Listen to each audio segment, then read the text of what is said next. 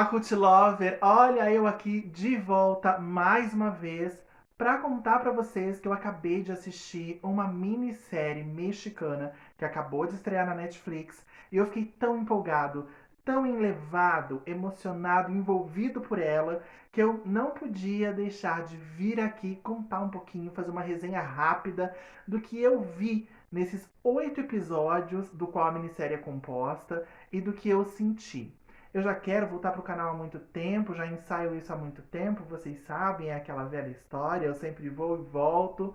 E eu tava pensando assim, quero voltar em grande estilo, bem estruturado, com uma coisa muito legal.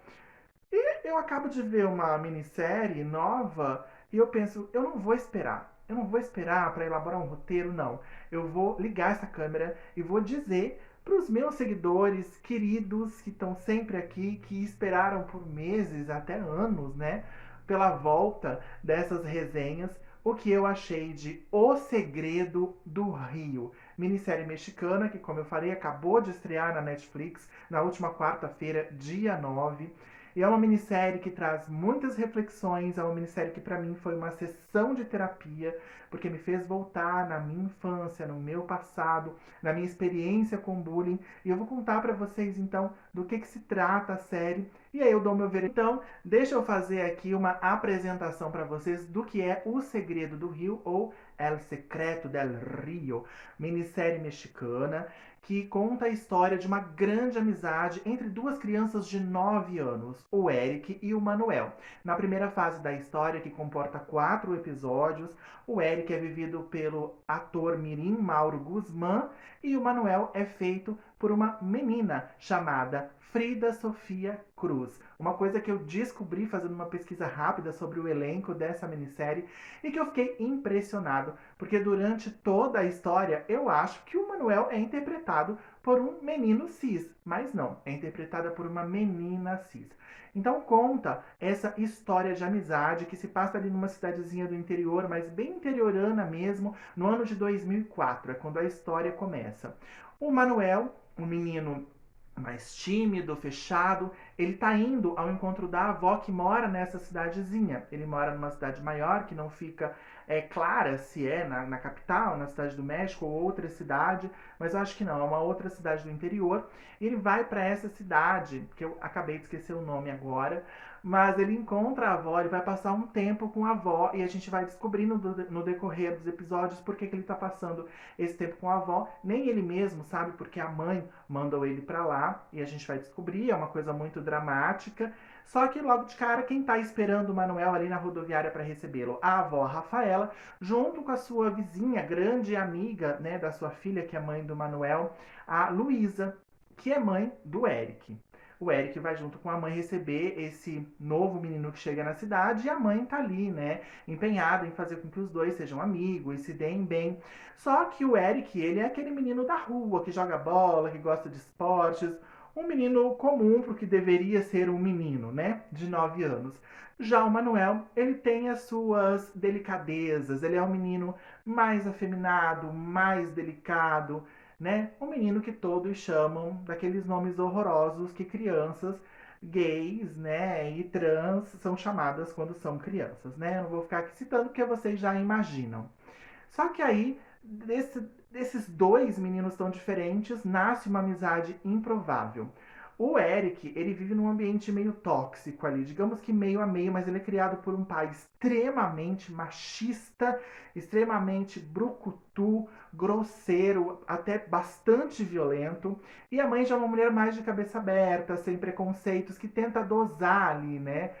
Uma vida harmoniosa com o marido, ao mesmo tempo que tenta fazer com que o marido não seja tão preconceituoso, tão cabeça fechada, tenta defender o filho Eric, mas é muito difícil. A mulher, ela tá sempre numa linha tênue, assim, a ponto de explodir, né? Porque ela sempre tá precisando dosar ali aquela dose certa de amor, de carinho e também de compreensão com o marido escroto. E esse pai machista e horrendo do Eric mexe muito com a cabeça dele e tenta interferir de todas as formas nessa amizade que nasce apesar de todos os preconceitos. É como uma flor bonita, perfumada, que desabrocha em meio a espinhos, em meio a uma terra árida e seca.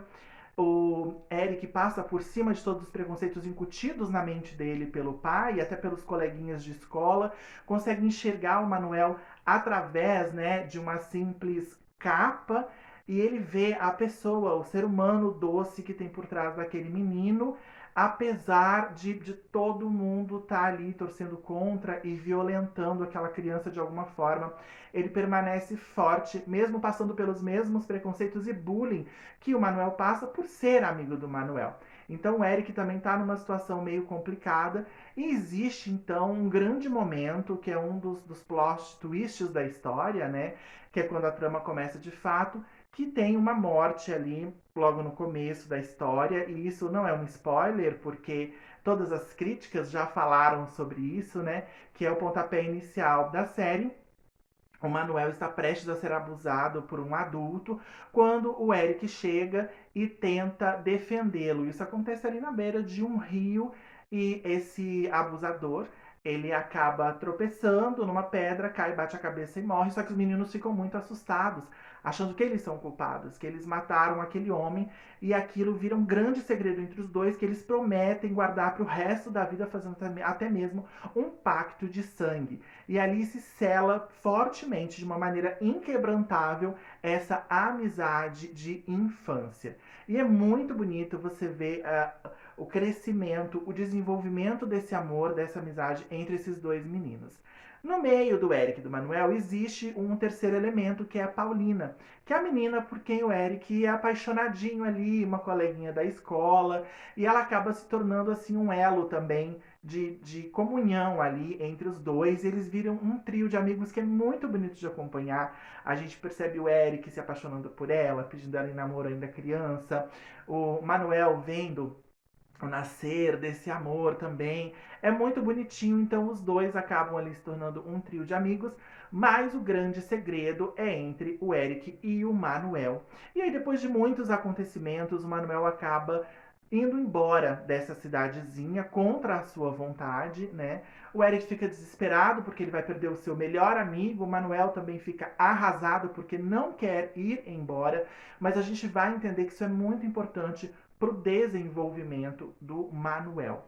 Porque 20 anos depois, o Manuel, que já não é mais Manuel, mas agora é a Cicaru, uma mulher trans, ele finalmente se transformou fisicamente em quem ele sempre foi, desde que era muito pequenininho, e ele retorna a essa cidadezinha pequena depois de estar vivendo anos nos Estados Unidos. E o reencontro com o Eric e com todas as suas raízes, todo o seu passado, as pessoas que fizeram muito mal, muito bullying para ele, vem à tona, e isso torna tudo muito emocionante e muito angustiante.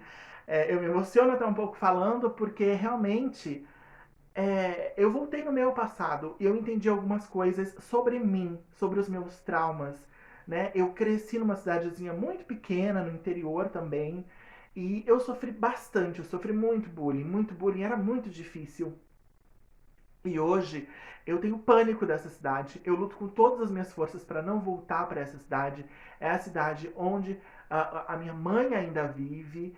E eu demorei muito para entender porque que eu detestava tanto aquele lugar. Eu meio que sabia lá no fundo, mas não tinha uma certeza que era um trauma do passado. Porque às vezes a gente tem a tendência a negar os traumas, né? A fingir que eles não existem, dependendo de quais eles são. E vendo essa série, eu finalmente aceitei que não gostar da cidade onde eu cresci, do lugar onde eu cresci, onde eu estudei o meu ensino fundamental e onde eu sofri muito, é, é, eu entendi que é um trauma mesmo. E por isso eu não suporto, eu não vou voltar para aquele lugar, eu não quero, eu vou fazer tudo o que eu puder para nunca mais ter que voltar. Então todos os sentimentos, né, da Cicaru, né, do Manuel, que agora é Cicaru, é, voltam muito forte para mim, talvez até mais forte do que para ela, porque ela já é uma mulher muito bem resolvida e tal. E assim, acontecem muitas coisas interessantes. A série ela nunca perde o ritmo, ela tem uma pegada de novela mexicana, né? Mas são só 8 episódios, tudo acontece num ritmo muito legal, que te leva assim, você nem sente. Eu comecei a assistir A série, eu acho que era, sei lá, 1 hora da manhã, e fui assim, 5 capítulos, 5 episódios, né? Até as 4, até que eu fui dormir, acordei e terminei de ver os 8 episódios. E tem muita coisa na série. A série, ela é muito. é, Tem muito uma linguagem fácil, simples, a linguagem real, verdadeira do que é sofrer preconceito, homofobia, transfobia, bullying, é tudo muito claro. É um pouco pesado, mas ao mesmo tempo não é assustador, porque é o que a gente vive, é real. E é assustador porque você fala: caramba, eu vivi tudo isso, é exatamente assim. E ao mesmo tempo que a série é muito crua, ela é muito sensível, ela é muito delicada, ela toma cuidado em não ser extremamente dolorosa, né? As dores, elas ficam mais ali por trás, né? Ou por dentro, digamos assim. As feridas, a gente sabe quais são, quem viveu, quem passou por isso. Mas ela é uma série forte, mas não é uma série que te repele, não é uma série que te faz mal, porque ela é extremamente sensível e delicada, com diálogos lindos, com momentos fenomenais. Quando ela é uma série que você pensar, é um dramalhão mexicano. E é um dramalhão mexicano, mas delicioso, muito bem feito. Muito longe das novelas que a gente costuma ver na televisão, no SBT, enfim. E ela é uma série que te deixa assim o tempo todo querendo saber o que vai acontecer, como que vai ser a relação do Eric e do Manuel, agora Eric e Cicaru, depois que eles se reencontram adultos, né? Obviamente o Eric fica muito confuso, mas a gente fica naquela expectativa, é só um amor, de amigo mesmo, e isso vai percorrer até o final, eles vão terminar como grandes amigos, grandes irmãos, ou vai ter um romance, vai ter um envolvimento amoroso. Gente, você fica o tempo todo querendo saber e eu penso: caramba, e é uma história tão simples, é uma história de vida, é uma história do que acontece, não é um suspense, não é nada assim estrambólico, né? Mas tem plot twists assim muito bem feitos.